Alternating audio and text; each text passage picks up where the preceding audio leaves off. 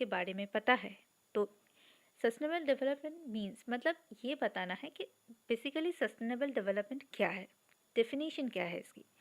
तो हम from the options हम ये कह सकते हैं सस्टेनेबल डेवलपमेंट ह्यूमन नीड और अर्थ की जो एबिलिटी है, हमारे जो रिसोर्स हमें चाहिए उसको प्रोवाइड करने की अर्थ की जो एबिलिटी है, उसमें अगर जब बैलेंस होता है तो उसे हम सस्टेनेबल डेवलपमेंट कहते हैं। तो यही है सस्टेनेबल डेवलपमेंट का अगर डेफिनेशन भी कहा जाए या sustainable development means from options. और इसके बारे में अगर आपको और डिटेल में जानना है सस्टेनेबल डेवलपमेंट की जो बेसिक्स है सारी चीज़ें या फिर हमारा सस्टेनेबल डेवलपमेंट गोल्स जो है, तो आप मेरे वीडियोस देख सकते हो।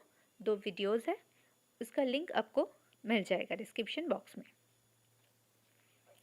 नेक्स्ट आता है, जब हम सस्टेनेबल डेवलपमेंट की ही बात कर रहे हैं तो इसका एम क्या नहीं है। एम क्या है ये तो पता चल गया कि एक बैलेंस क्रिएट करना है, पर वो क्या सिर्फ हमारे लिए, इस जनरेशन के लिए नहीं। इसका एम जो है फ्रॉम ऑप्शंस, ये डिटेल में मैं सारे रीड आउट नहीं कर रही हूँ, आप ऑप्शंस अच्छे से देख लीजिए। तो उसमें से जो थर्ड ऑप्शन है जिसमें ये एम नहीं करता है, ये नॉट याद रखिएगा, sustainable development will not aim at. इसके एम में ये नहीं आता कि डेवलपमेंट जो हमारे नीड को तो मीट करता है, पर ये नहीं कि प्रेजेंट नीड को ही ये देखे और फ्यूचर के बारे में भूल जाए। तो वो फ्यूचर के साथ विदाउट कॉम्प्रोमाइजिंग फ्यूचर ये नीड को मेंटेन करना, ये सस्टेनेबल डेवलपमेंट की गोल, सस्टेनेबल डेवलपमेंट की गोल नहीं है, एम नहीं है। ये सस्टेनेबल डेवलपमेंट मीन्स हमारे प्रेजेंट जो नीड है वो मेंटेन रहे, इसके साथ साथ फ्यूचर जनरेशन और फ्यूचर की भी जो नीड है उसको भी हम बैलेंस कर पाए। ये नहीं कि हमारे पास जितना रिसोर्स है हम कम्प्लीटली उसको डिस्ट्रॉय कर दिया और इस जनरेशन की नीड तो फुलफ़िल हो गई उससे, पर नेक्स्ट जनरेशन या नेक्स्ट स्टेप के लिए हमारे पास कुछ ना बचा हो। ये चीज़ देखना सस्टेनेबल डेवलपमेंट की मेन पॉइंट भी है, मेन मोटो भी है कि अगर हमें जो भी रिसोर्स यूज़ कर रहे हैं हम आज, वो सारी रिसोर्स हमारे लिए भी है और नेक्स्ट जनरेशन या आगे जाके लोग उसको यूज़ कर पाए, इस चीज़ के लिए उनके लिए भी ये रिसोर्सेस रखना है। ये चीज़ देखना सस्टेनेबल डेवलपमेंट की मेन एम है। तो विदाउट, यहाँ पे यह बताया गया है कि विदाउट कॉम्प्रोमाइजिंग द नीड्स, तो ये चीज़ एम में नहीं आता। आप ऑप्शंस देख लीजिए, क्वेश्चन देख लीजिए, अच्छे से क्वेश्चन को पढ़ के जो भी ऑप्शंस है उसको अच्छे से पढ़ के समझने की कोशिश कीजिए क्या बताने की कोशिश कर रहा है। तो अगर आप अच्छे से देखोगे तो आपको यह समझ में आ जाएगा जब आपको सस्टेनेबल डेवलपमेंट के बारे में पता हो तब। ठीक है, फिर हम जाएंगे नेक्स्ट क्वेश्चन में। ठीक है, तो हमारे पास जो नेक्स्ट क्वेश्चन है वो शॉर्ट क्वेश्चन है, इससे थोड़ा इलाबोरेट हम सस्टेनेबल डेवलपमेंट के बारे में देख रहे थे, तो अभी शॉर्ट में आते हैं। विच of the following is the most environmental friendly agriculture practice. ये बहुत इजी क्वेश्चन है, सबको पता है आजकल ऑर्गेनिक चीज़ें बहुत यूज़ होती है, ऑर्गेनिक फ्रूट्स और ऑर्गेनिक वेजिटेबल्स और ये सारी चीज़ें, तो क्यों ऑर्गेनिक फार्मिंग के थ्रू ये सारी प्रोड्यूस की जाती है। तो कौन सी एनवायरमेंट फ्रेंडली एग्रीकल्चर प्रैक्टिस है in from the options, already मैंने आंसर बता दिया है, तो आंसर है ऑर्गेनिक फार्मिंग। ठीक है, ये इस सवाल का जवाब है, बस ऑर्गेनिक फार्मिंग। पर अगर आपको ऑर्गेनिक फार्मिंग के बारे में डिटेल में जानना है तो मेरे चैनल लिस्ट में आपको एक चैनल मिलेगी दिव्यम एकेडमी ऑफिशियल, आप वहाँ जाके ऑर्गेनिक फार्मिंग या एग्रीकल्चर रिलेटेड जो भी डिटेल्स है जान सकते हो। तो उस चैनल को भी फॉलो कीजिएगा, सब्सक्राइब कर लीजिएगा फॉर एग्रीकल्चरल अपडेट्स। तो चलिए हम चलते हैं नेक्स्ट क्वेश्चन पे।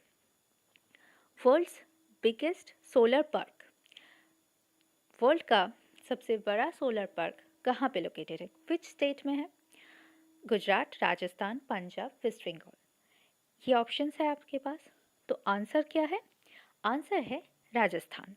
राजस्थान में वर्ल्ड का बिगेस्ट सोलर पार्क लोकेटेड है। राजस्थान में वर्ल्ड का बिगेस्ट सोलर पार्क लोकेटेड है। तो अब आपको ये चीज़ बताना है, ये तो हमें स्टेट पता चल गया कि कहाँ पे लोकेटेड है, पर अब आपको ये बताना है इस स्टेट की कौन सी जगह पे ये सोलर पार्क लोकेटेड है। तो आपको जगह का नाम कमेंट बॉक्स में कमेंट करके बताना पड़ेगा। तो चलिए देखते हैं नेक्स्ट क्वेश्चन क्या है। सिमिलर ऑप्शंस के साथ ये तो क्या बिगेस्ट सोलर पार्क, सोलर क्या है रिन्यूएबल एनर्जी, पर वो सोलर मेंशन कर चुका है। अब रिन्यूएबल एनर्जी इसमें विंड भी आता है, अदर्स रिन्यूएबल एनर्जीज भी आता है। तो वो जो renewable energy park, solar park अलग है, renewable energy park largest, world का लार्जेस्ट रिन्यूएबल एनर्जी पार्क कहाँ लोकेटेड है? वो from the options solar park Rajasthan में है, पर largest renewable energy park Gujarat में लोकेटेड है। तो ये मिक्स्ड मत करना ये क्वेश्चंस, इसलिए मैं ये दोनों क्वेश्चन साथ में लाई हूँ कि ताकि आप लोगों को समझ में आए। रिन्यूएबल सोलर एक रिन्यूएबल एनर्जी है, पर रिन्यूएबल एनर्जी पार्क मतलब वहाँ पे सोलर भी हो सकता है, विंड भी हो सकता है, वाटर भी हो सकता है, अलग सोर्सेज भी हो सकते हैं, पर वो सोलर मेंशन है। तो इसका भी अगर आंसर आप कमेंट बॉक्स में बता सकते हो तो अच्छा है कि गुजरात के कौन सी जगह पे वर्ल्ड का largest renewable energy park located है। अब नेक्स्ट क्वेश्चन है the final stable community in ecological succession. अब सक्सेशन के बारे में हमने अभी तक तो कंप्लीट नहीं किया है, वीडियो पढ़ना स्टार्ट नहीं किया है, पर बिना पढ़े भी इसका आंसर आप दे सकते हो, क्योंकि फाइनल स्टेबल कम्युनिटी अगर हम मूवी देखते हैं तो हम वेट करते हैं क्लाइमैक्स का, ठीक है? तो फाइनल स्टेज जो आता है हम क्या कहते हैं? Climax stage. तो बिना पढ़े भी इसका आंसर इसीलिए दिया जा सकता है क्योंकि फाइनल स्टेबल फाइनल डेस्टिनेशन में ये पहुंच रहा है, तो मतलब ये कहाँ पहुंच रहा है? ये क्लाइमैक्स में पहुंच रहा है। तो सक्सेशन, इकोलॉजिकल सक्सेशन की फाइनल स्टेबल, क्योंकि ये स्टेज बाय स्टेज अपडेट होता जाता है, चेंजेस होते रहते हैं। जब हम सक्सेशन पढ़ेंगे तो उसमें हम ये सारी चीज़ें डिटेल में डिस्कस करेंगे, पर अभी के लिए जो फाइनल स्टेबल मतलब इसके बाद कोई और चेंज नहीं आने वाला है, तो वो फाइनल स्टेबल कम्युनिटी है क्लाइमैक्स कम्युनिटी। क्लाइमैक्स कम्युनिटी के बारे में भी डिटेल में हम जब हम सक्सेशन के बारे में पढ़ेंगे तब जानेंगे, ठीक है? नेक्स्ट क्वेश्चन है हमारे पास बायोगैस कंटेन्स मेनली, बायोगैस में बहुत सारे गैसेस कम्बिनेशन होता है, तो उसमें से जैसे हम परसेंटेज की बात कर रहे थे ना स्टार्टिंग में, नाइट्रोजन ऑक्सीजन, उसी तरह बायोगैस में सबसे ज़्यादा परसेंटेज में या फिर कहा जाए तो सबसे ज़्यादा मेन इम्पैक्ट कौन से गैस का है? तो वो है फ्रॉम द ऑप्शंस, आंसर है मीथेन। बायोगैस में सब मेनली ये बायोगैस कंटेन करता है मीथेन को, तो बायोगैस कंटेन्स मेनली मीथेन, ठीक है? ये याद रखिएगा। नेक्स्ट सवाल आता है in which year ecological task force scheme was initiated. Ecological task force एक स्कीम है। इस स्कीम के बारे में आप लोगों को एक वीडियो मिलेगी, ज़्यादा नहीं 3-4 मिनट की होंगे वीडियो, जहाँ पे मैं थोड़ी सी इसके बारे में डिस्कस करूँगी। पर अभी ये मल्टीपल चॉइस क्वेश्चन में मैं आपको यही बता रही हूँ कि ये स्कीम कब इनिशिएट हुआ था, इन विच ईयर ये स्कीम इनिशिएट हुआ था। तो in which year ecological task force scheme was initiated? The year 1982। 1982 में ecological task force ETF scheme initiate हुआ था।